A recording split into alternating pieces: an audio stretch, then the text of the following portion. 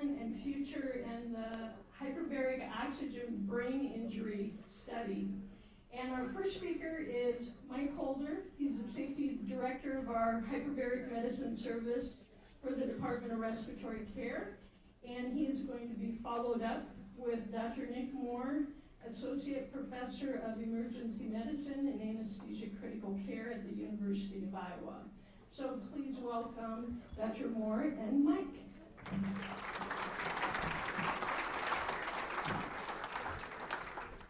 Thanks, Lou. Can everybody hear me okay? I've been accused of having a booming voice, so it shouldn't be an issue to hear me. Like Lou said, I'm the safety director for the Hyperbaric Medicine facility here at the university. I've been at the university since 1992, so probably longer than some of you have been alive.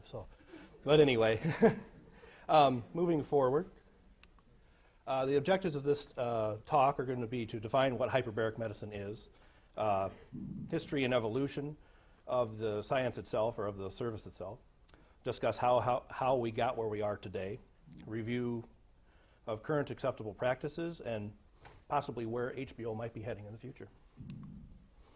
But first of all, I'm a firm believer on getting to know your audience. So I'd like to ask where everybody is from, referring to the facility that you work at.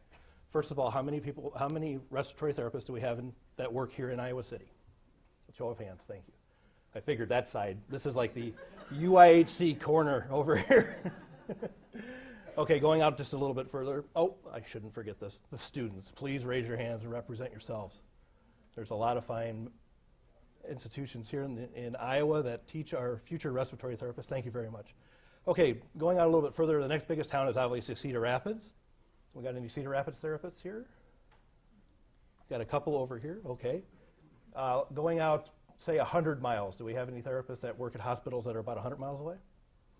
1, 2, over 100 miles away. Very good. So we got a little bit of dispersal throughout the state. That's excellent, excellent. Thank you and welcome. Thank you for being here. So let's define what hyperbaric medicine is. First, let's look at the word hyperbaric. If we break that word down, we get hyper, and we get baric. Hyper meaning above, over, beyond, or if you had too much coffee or a child that's had too much sugar. Baric specifically pertains to the weight or pressure of the atmosphere. Excuse me.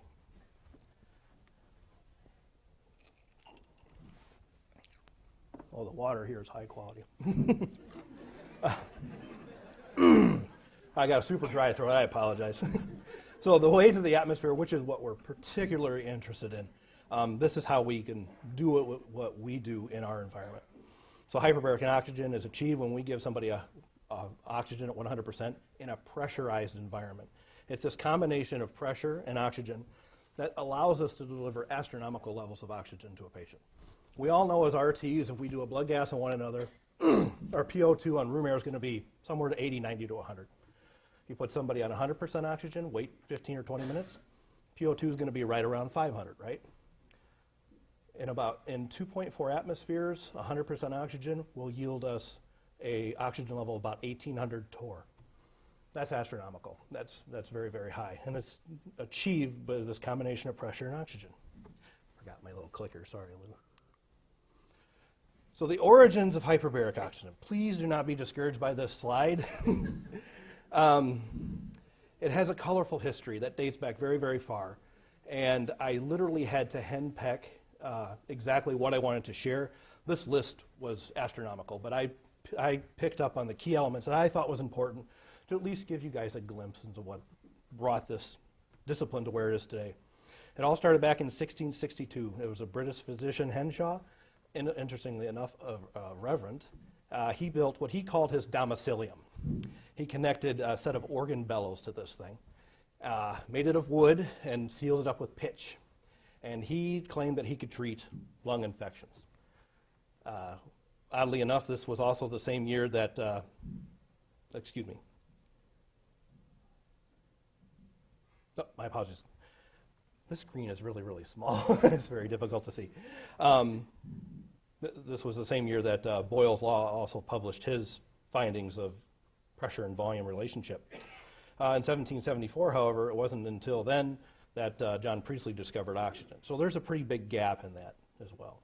1834, this is when industrialized applications of metal and construction techniques improved. We actually get our first metallized chamber. It was built in France, and they could pressurize this chamber to roughly 2.2 to 4 atmospheres, which is fairly impressive for the time. Again, they claim to treat pulmonary disease. By 1877, now this is basically throughout Europe, there was a lot of use of hyperbaric chambers, but they were just using it with air. We know today that's not good. If you spend too much time in there, you absorb too much nitrogen, it can be very, very bad for you. You get the condition called the bends, or decompression illness. 1878, Paul Burt, excuse me, he was the first one to discover the cause of what decompression illness is, and it's basically the release of nitrogen bubbles in the system that are trying to escape during decompression. He also was the first to describe the benefits of treating or breathing oxygen under pressure and during recompression. He published barometric pressure, which was also the first publication to describe decompression illness, oxygen toxicity, and bubble theory. Forget my little clicker. Okay, diving equipment. Now, these two disciplines at the time were very much vastly different. It was not until later where the similarities became apparent, and I'm going into two subsects of how hyperbarics came to where it is to be today. In 1690, Edmund Halley constructed an air resupply device. He dove this in the Thames River. He took 5 people to roughly 60 feet, and for about 90 minutes. This gave rise to the diving bells that are used today. So he had to have a continuous supply of air to basically keep the water from flooding the inside of the chamber. And because he did that, he unwittingly created a hyperbaric environment. The pressure that was needed to keep the water out was directly related to the volume of air that needed to be present for the people to breathe properly. 1823, the first dive suit was patented. By 1825, the first self-contained underwater breathing apparatus was created. This was considered the first realistic attempt. There had been many others years before this, but this was the first one that was actually useful. And in 1830, the first dive was actually, the first dive suit was operated at 100 feet, successfully, I might add. In 1875, this is an example of what they called compressed air baths. I found many, many examples. I found this one to be quite interesting because, as you can see, especially for the marketing techniques at the time, they got a little upholstered chair in there, little clock. This is a cutout of it.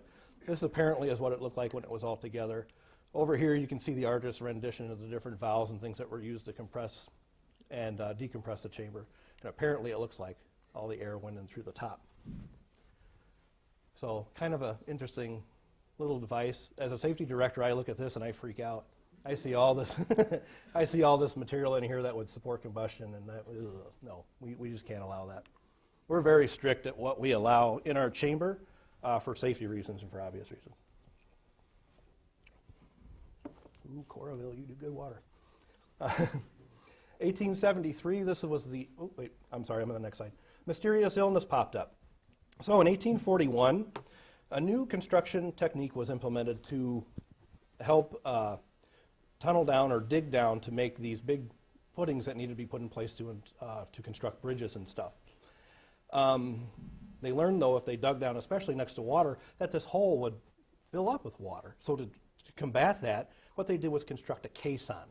And what a caisson is a pressurized environment that they make another hyperbaric environment unwittingly, and it keeps the water at bay and allows the workers to continue to dig down. In 1860 to 1870, during the Brooklyn Bridge, there was 110 reported cases of this mysterious illness, of which 2 were fatal. In 1870, the St. Louis Bridge construction, there was 119 reported cases, 14 of which were fatal. I might add, these are reported cases. These numbers are thought to be much higher than this, but this is what was stated. Over here, I have a artist rendition of a caisson. Now, keep in mind, this is not a real one. It just gives you an example of what this is. If you look off to the side here, you can see that they're building this caisson underwater, essentially. So they drill down, insert this large cylinder right here. On this tube right here, I'm sure this is going to be connected to a large steam power air compressor, which is going to compress air down into this environment here where this poor little guy is working. So he's toiling away in this pressurized environment, filling these buckets, which go up and then get expelled. So it's this pressure that's coming here, ending here, pressurizing this environment, and driving the water up through this pipe and then back out into the river or the lake or whatever he's working at. This poor little fella here is the one that's getting exposed to this, these higher pressures. Been reported to be as high as 55 psi, which is a 3.75 atmosphere change. Very, very much appreciable. In the environment we work in today, our typical treatments are at 2.4 atmospheres, which is about 20.4 psi. Workers would become ill. They would have crushing joint pain, numbness, and tingling in their fingers and hands. And oddly enough, they would feel better when they went back to work. How many of you can say that? So that gave rise to the identification of what Caisson's disease was and Paul Burt's work that he did to describe some of the things that could be done to deal with that.